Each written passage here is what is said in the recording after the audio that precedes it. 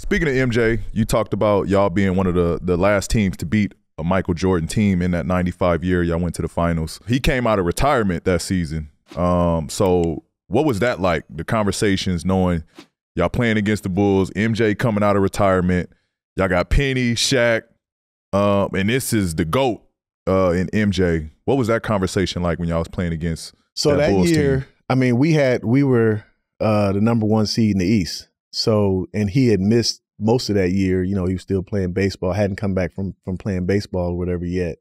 And so we felt with him or without him, you know, our record indicated we were exactly where we needed to be, #1 seed in the East going into the playoffs.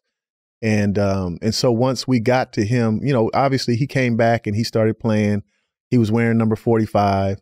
So it wasn't the same. It wasn't the same, right? MJ, huh? And his timing was a little off. He was a little more rusty. And I remember, and a lot of people may not know this, but within that series, I think after game 2, when we went to Chicago, it was maybe game 2 or game 3, we played the first 2 at home.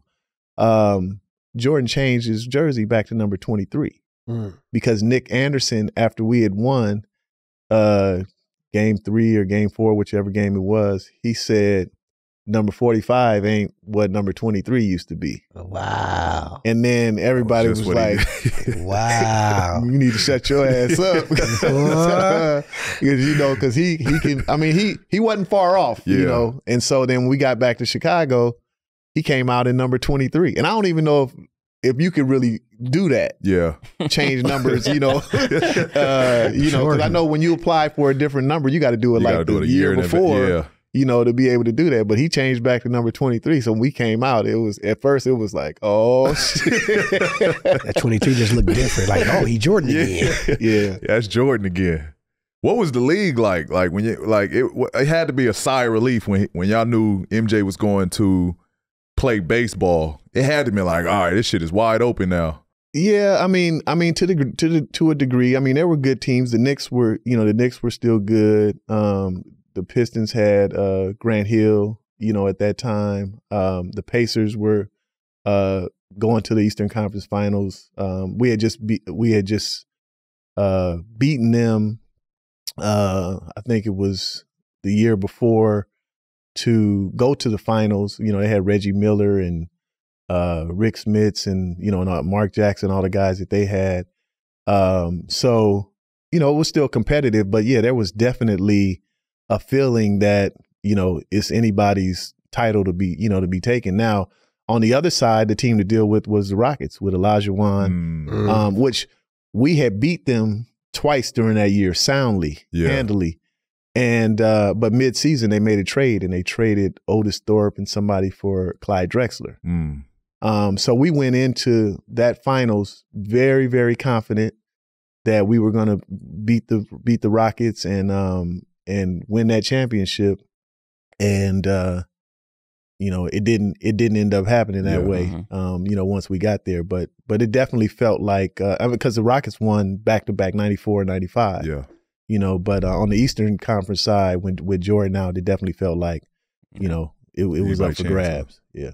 And then the following season, they win 72 games. As a team, did you guys know you were facing kind of a different animal? And then looking at that 72 win Bulls season, if you were going to stack that team up against those three-peat Lakers and let's say the Warriors with KD, where would you rank that Bulls team across those three? So the worst thing that we did after winning that series against them and that knocked them out was Horace Grant had a real good series against them. And we won that last game in Chicago.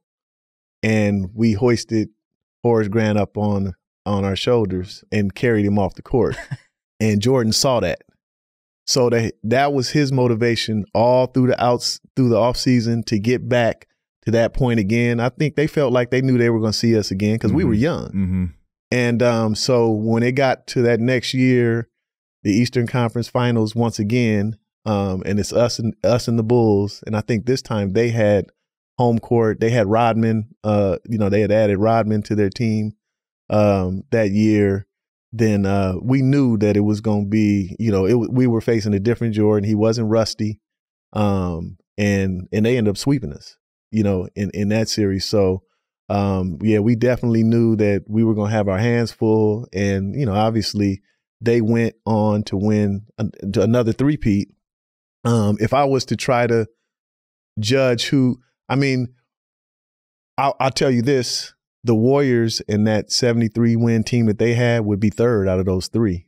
Because they didn't ended up winning, right? Mm-hmm. So yeah, they had a great regular season, but at the end of it, if you don't culminate that with a championship, then and the other two teams that you're mentioning in that same breath did, then both of those other teams have three-peated. Mm-hmm. So the Warriors would definitely be third, and then it's hard to say because I feel like Jordan and Kobe cancel each other out, and they still wouldn't have had anybody to deal with Shaq. Mm-hmm. And then the role players for both teams were good.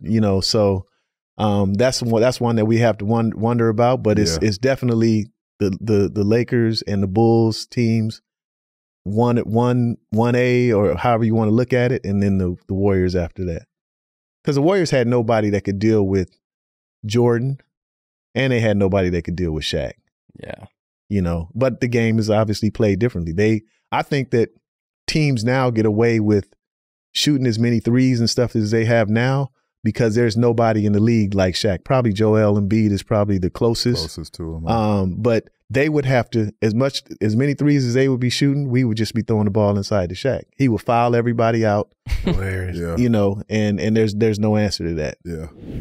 We wanted to take a brief break from the episode to let you know that Prize Picks has got you guys covered when it comes to helping you make some money during the NBA season. That's right, baby. Prize Picks is helping me cash in. Prize Picks is a daily fantasy app, and with the NBA season in full swing, you can select two or more players, pick more or less on their projected stats, and turn $25 into $250. Prize Picks is really easy, simple to play. I can make my picks and submit my entry in less than 60 seconds, y'all. It's also that time of the year where many sports are happening at the same time. And of course, Prize Picks allows you to pick combo projections across all different sports. Like basketball, you can even do esports like League of Legends and CS2 Go. So you can support all your favorite teams while still cashing in. Well, I know for me, I've been cashing in. I don't know about that. I'm talking about Legion of Dooms and all that stuff. But that's a story for another day. Be sure to visit prizepicks.com/podcastp and use code podcastp for a first deposit match up to $100. And y'all already know what time it is. Cha-ching!